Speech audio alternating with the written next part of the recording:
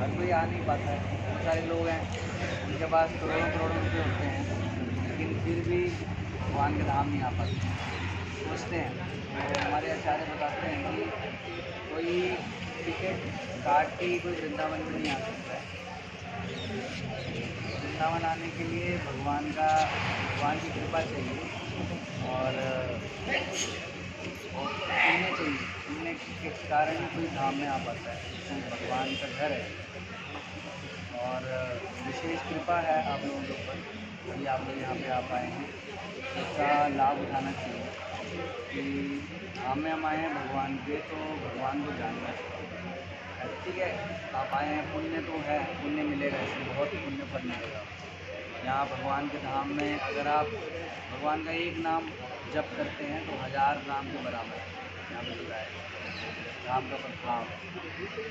तो यहाँ अगर हम भगवान के धाम आए तो हमें ज़्यादा से ज़्यादा भक्ति अर्जित करनी चाहिए। भगवान का नाम लें ज़्यादा से ज़्यादा, भगवान के बारे में सुने दूसरों से, भक्तों से। तो भगवान के शुद्ध भक्त हैं, भगवान की भक्ति कर रहे हैं, उसे भगवान के बारे में सुनना चाहिए। सुनने से हमारी भगवान के प्रति आसक्ति विकसित होती है। वास्तव में तो हम सभी भगवान के अंश है ना, सभी जीव भगवान के अंश हैं। मनुष्य के अलावा जितने भी जीव हैं सभी, क्योंकि सब तो आत्मा ही है। तो शरीर तो एक ड्रेस जैसे हम चेंज करते हैं। जैसे ये आज इसने ये टी शर्ट पहनी है, कल कोई दूसरे रंग की टी शर्ट, कल कौन से रंग की टी शर्ट पहनी थी याद है? भूल गया। तो उसी तरह से घर पर इससे पहले दिन कौन सी पहनी थी याद है? तो इसी तरह से हम लोग अलग अलग शरीर चेंज करते हैं। आत्मा जो है अलग अलग शरीर चेंज करती है, लेकिन हम भूल जाते हैं, हमको याद नहीं रहता। एक शरीर में आते हैं, अभी हम सोचते हैं मैं ही शरीर हूँ, इस शरीर से सब जो भी जुड़े हुए हैं उनको समझते हैं ये मेरा संसार। लेकिन जब मृत्यु आ जाती है तो ये शरीर भी छोड़ना पड़ता है, और शरीर के साथ संबंधित जितने भी रिश्ते हम सोचते हैं छूट ही जाते हैं। हम चाह के भी नहीं रह सकते इस स्थान पर। ये सच्चाई है ना, इसको तो झुटला नहीं सकते, नकार नहीं सकते। ये आत्मा का विज्ञान है। भगवान भगवद गीता में सबसे पहले यही चीज़ है। किसी को भी अगर आध्यात्मिक ज्ञान जानना है तो सबसे पहले ये ज्ञान जानना जरूरी है कि हम शरीर नहीं है, हमारा तो आत्मा होने के नाते हमारा भगवान से जिससे संबंध, भगवान की सेवा करना ये हमारा वास्तविक धर्म है, ये असली धर्म है। हमने बाकी धर्म खुद बना लिए, हिंदू धर्म, मुस्लिम धर्म, क्रिश्चियन धर्म, ये जो सब धर्म है ये तथाकथित धर्म ये हमने खुद बनाया मनुष्य को, भगवान ने नहीं दिए। भगवान ने एक एक धर्म दिया हमको, सनातन धर्म, और उसका उद्देश्य है भगवान की सेवा करना, भगवान के प्रति प्रेम जागृत, ये हमारा उद्देश्य है। और वो करना इतना मुश्किल नहीं है। कलयुग में हमारे लिए भगवान ने बहुत सरल कर दिया।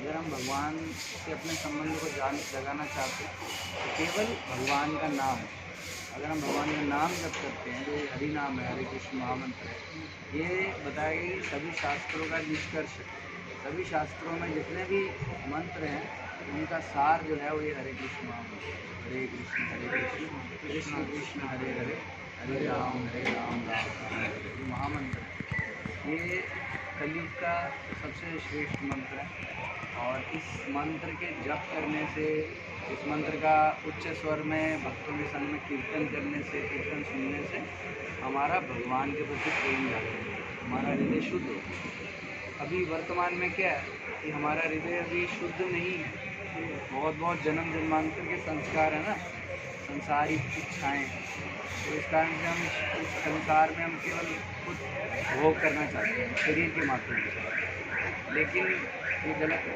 ये ठीक नहीं है। तो ये जो अशुद्धता हमारे मन में आ गई है, हमारे चित्त में, कि हम अपने आप को शरीर मान रहे हैं और इस शरीर के माध्यम से संसार में हम सुखी होना चाहते हैं। लेकिन हम ये देख रहे हैं जीवन में कि सुख के जितने भी हम प्लान करने, योजनाएं बना रहे हैं, ये भी सुखी नहीं हो पाते। सभी सुखी रहना चाहते हैं, दुखी तो कोई नहीं रहना चाहता। कोई संसार में है जो व्यक्ति दुख के लिए योजना बनाता नहीं। हम सभी योजना बनाते हैं इसलिए हम सुखी हो सकें, लेकिन फिर भी सुख तो हाथ में नहीं आता हमारे, है कि नहीं? तो ये जीवन की सच्चाई है। तो इसीलिए अगर हम सुखी होना चाहते हैं तो हमको भगवान से मिलना, और इसका माध्यम ही है हरे कृष्ण। सरल है, कोई मुश्किल नहीं है। ऐसा नहीं आपको घर छोड़ने की ज़रूरत नहीं है, आपको हिमालय जाने की ज़रूरत नहीं है। केवल भगवान का नाम जपना, कहीं पर भी कर सकते हैं, अपना ड्यूटी में या वहाँ पर भी। अगर माला नहीं भी है तब भी आप भगवान का नाम ले सकते हैं, मुख से उच्चारण कर सकते हैं, हर समय भगवान का नाम ले सकते हैं। सरल, तो ये योग जो है सबसे सरल है। और चैतन्य महाप्रभु बता रहे हैं कि जो हमारा मन जो है अशुद्ध हो गया ना जन्म जन्मांतर के संस्कार, तो उसको शुद्ध करने का उपाय भी ये हरे कृष्ण है। अगर हम भगवान का नाम जप करते हैं, कीर्तन करते हैं, तो ये करते करते करते हमारा चित्त जो है वो शुद्ध हो जाता है।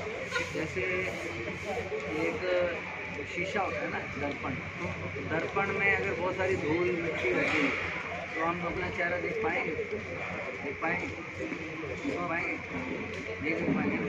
क्या करना पड़ेगा? उसको पोंछना पड़ेगा, साफ करना पड़ेगा। उसी तरह से ये जो हरे कृष्ण महामंत्र है, ये हमारे मन को शुद्ध करता है, साफ करता है। जितनी भी गंदगी है, अशुद्धता है हमारे मन में, उसको दूर कर देता है। तो मन जो है हमारा जब शुद्ध हो जाएगा तब हम भगवान के दर्शन करेंगे। क्योंकि भगवान तो हमारे हृदय में ही रहते हैं, सबसे ज़्यादा निकट हमारे भगवान ही। भगवान बोल रहे हैं गीता में कि मैं सबके हृदय में रहूँ। हम सभी जीवों के हृदय में भगवान रहते हैं। तो भगवान को हम देखेंगे कैसे? लेकिन उसके लिए हमको शुद्ध होना पड़ेगा। ये जो धूल जम गई है ना शुद्धता की, काम, क्रोध, लोभ, ये भोग भावना जो हमारे मन में आ गई है, उससे मुक्त होना पड़ेगा। उसके लिए भगवान का नाम ही पर्याप्त है, और अलग से कुछ करने की ज़रूरत नहीं है। केवल भगवान का नाम जप करना, और जो वैष्णवता के जो नियम हैं, जो हमारे वर्णाश्रम की जो नियम है, मर्यादा है हमारे शास्त्र में, उसके अनुसार जीना चाहिए। जो हमारे वैदिक नियम है उसके अनुसार जीना चाहिए। क्यों? क्योंकि वो भगवान ने दी। जैसे सरकार, आप जैसे सरकारी नौकरी करते हैं तो आप, लेकिन जो नियम का उल्लंघन करता है उसको क्या करते हैं? तो मार देते हैं ना, पनिशमेंट मिलता है। अब आतंकवादियों के पीछे तुम सब आर्मी वाले घूम रहे हैं ना, आपको ऑर्डर है शूट एट साइट, है कि नहीं? देखते ही मार देना है, वही आतंकवादी देखते हैं। उसी तरह से अगर हम सरकार के नियम का जब उल्लंघन करते हैं तो सरकार का दंड है हमारे ऊपर। तो भगवान के जो नियम है उसका जब हम उल्लंघन करते हैं तो फिर हमको दंड मिलता है। इस संसार में हम दुख पाते हैं, कष्ट पाते हैं। क्यों पाते हैं? क्योंकि हम कुछ पाप करते हैं। ये पाप का त्याग हम करें, पाप कार्यों का त्याग करें और भगवान का नाम जप करें, तो भगवान की कृपा हमारे लिए बहुत सरल है। और हमारे जितने भी जन्म जन्मांतर के जो बुरे संस्कार है वो भी दूर होंगे। भगवान के नाम में बहुत शक्ति है। केवल नाम जप करने से हमारी जो भी बुरी आदतें भी हैं उससे भी हम मुक्त हो सकते हैं। वो शक्ति है, इसलिए भक्त संग करना चाहिए। तो आपने कहावत भी सुनी है ना, जैसा संग वैसा रंग। इसी तरह से अगर हमको भक्ति करनी है तो भक्तों का संग करेंगे। भक्तों का संग करेंगे तो ऑटोमेटिकली हमको भक्ति करना आ जाएगा, हम भी भक्त बन जाएंगे धीरे धीरे। तो ये जरूरी है कि हम भक्त संग। तो आप लोग यहाँ पे आए हैं वृंदावन धाम में, बहुत अच्छा प्रयास है। भगवान हमारा प्रयास देखना है, भगवान को जानने के लिए, भगवान को प्राप्त करने के लिए हम कितना प्रयास करते हैं, भगवान ये देखना चाहते हैं। संसार में भी कुछ प्राप्त करना है उसके लिए कुछ मेहनत करते हैं ना। जॉब के लिए आपने भी मेहनत किया, प्रयास किया, पढ़ाई लिखाई करते हैं कि कुछ मिले, नौकरी मिले, बिजनेस मिले, प्रयास करते हैं। भगवान को प्राप्त करने के लिए भी कुछ प्रयास करना पड़ेगा। तो अगर हम भगवान की भक्ति करते हैं इसी तरह से सिंपल, भगवान के धाम में आप आए हैं, भगवान के धाम में आप ज़्यादा से ज़्यादा नाम जप कीजिए, भगवान की कथा सुनिए, और एक नियम मन में, व्रत ले लीजिए मन में कि कोई भी सांसारिक बात नहीं करें। जो भी सांसारिक समस्याएं हैं, जो भी है उसको भूल जाओगे कुछ समय के लिए। यहाँ पे आके घर को सांसारिक कुछ भी समस्या को मत रखो। अभी तो भगवान का ट्रेनिंग सेंटर में आप आए हैं, यहाँ ट्रेनिंग होने वाली है, घर की बात नहीं करनी है। ठीक है, ये भगवान का धाम है, धाम की बात कीजिए, धाम के बारे में जानिए, भगवान की लीलाओं को सुनिए। यहाँ भगवान वृंदावन में बहुत सुंदर सुंदर लीलाएं की हैं। ये रमण देवती स्थान है, यहाँ कृष्ण और बलराम आके खेलते थे, गलियाँ चलाते थे, ग्वाल सगाओं के साथ खेलते थे। अभी आप परिक्रमा मार्ग में जाएंगे तो वहाँ पे एक पेड़ है, तो कृष्ण बलराम पेड़ बोलते हैं। कृष्ण बलराम जब खेलते खेलते ग्वाल सखाओं के साथ थक जाते थे तो वहाँ जाके बैठते थे, विश्राम करते थे। वो पेड़ आज भी है, 5000 साल से आज भी वो पेड़ है, कृष्ण बलराम पेड़ दिखाओ। फिर उससे थोड़ा सा आगे वराह घाट है, वहाँ भगवान ने अपने वराह रूप में दर्शन दिए थे भक्तों को। एक मंदिर है भगवान वराह देव का, वो दर्शन कर सकते हैं आप। और बहुत सुंदर सुंदर दिव्य स्थान है यहाँ पे, मंदिर है हमारे गोस्वामियों के। भगवान की विग्रह जो है वो ऐसी कोई मूर्तियाँ नहीं, स्वयं भगवान ही है, भगवान से अभिन्न। भगवान स्वयं प्रकट हुए हैं, बांके बिहारी भगवान स्वयं प्रकट हुए हैं। किसी ने मूर्ति बनाई नहीं है। राधा रमन है, किसी ने मूर्ति नहीं बनाई, स्वयं भगवान स्वरूप में प्रकट हुए हैं। साक्षात भगवान की शक्ति है यहाँ पे, आप अनुभव कर सकते हैं। तो आप जाइए, दर्शन कीजिए इन सब स्थानों पे। मथुरा में भगवान का जन्म स्थान है, जन्मभूमि है, और गोकुल है, नंदगांव है, बहुत सारी सुंदर सुंदर भगवान की लीलाएँ वहाँ पे हुई हैं। तो ये सब लीला स्थान के दर्शन करने से क्या होता है, भगवान के प्रति हमारा प्रेम, हमारी आसक्ति विकसित होती है। प्रभुपाद जी एक बहुत सुंदर उदाहरण देते हैं। जैसे एक छोटा बच्चा होता है, अब वो घर से मान लो दूर हो जाता है, बच्चा घर से दूर चला गया, तो माता पिता क्या करते हैं, कभी कभी वो बच्चे के छोटे बचपन के जो जूते हैं वो देख लेते हैं।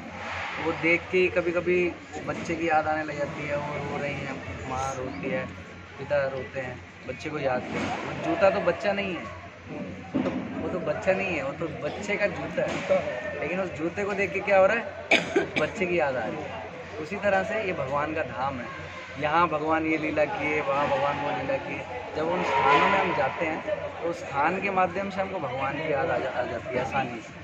तो भगवान के धाम में यहाँ भगवान को याद करना बहुत आसान है। यहाँ हम चाह के भी भगवान को भूल नहीं सकते। आप कहीं जाओगे, आपको हरे कृष्णा, राधे राधे सुनने में मिलेगा, रिक्शा वाले भी राधे राधे बोलते हैं। तो आप ना चाहते हुए भी भगवान को याद करना पड़ेगा ज़बरदस्त। तो वृंदावन धाम ऐसा है। तो यहाँ पे आके आप फ़ायदा उठाइए इसका। कृष्ण भावना विकसित करना है, अपने मन को कृष्ण के चिंतन में लगाना है, यही सबसे बड़ी भक्ति है।